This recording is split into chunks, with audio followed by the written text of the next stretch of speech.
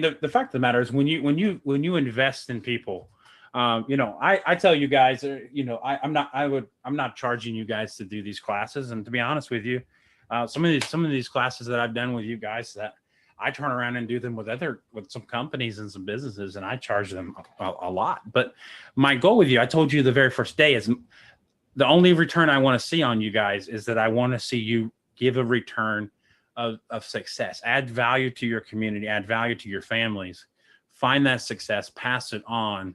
And that is the return that I look for in that.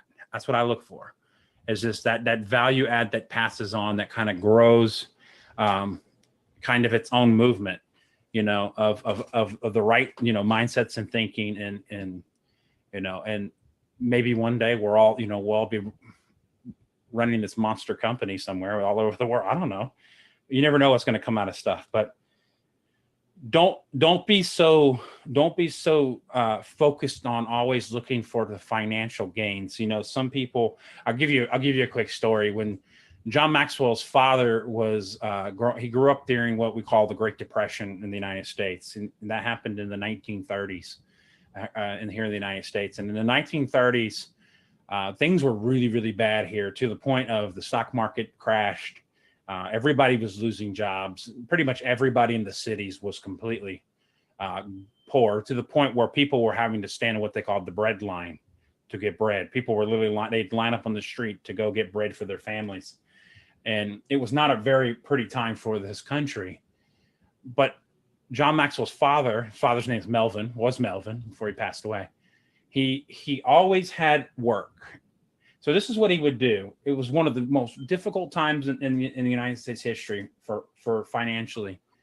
He would go around to different businesses and he'd walk in and say, look, I know you don't have the ability to pay me, but I would like to work for you today for free, just so that I can have something to do. So he'd go in and he'd help them. He'd work for the day. They'd get to the end of the day, and they would come to him and say, man, you did a great job, man. I really appreciate it. I wish I could pay you, but I really don't have the money. I'm sorry.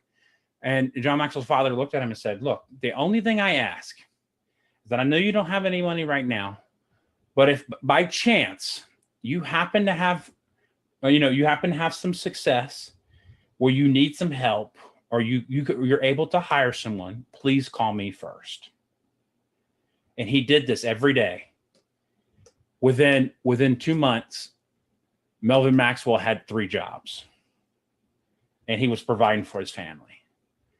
But it was the fact that he started with the idea of, he says, he wasn't necessarily looking. He wanted to show people who he was first before he jumped into this idea of looking for the job.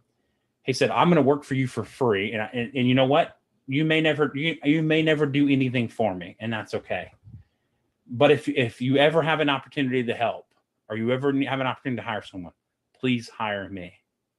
People were calling him from all over the place because they loved that heart and that value that he had there. So keep that in mind.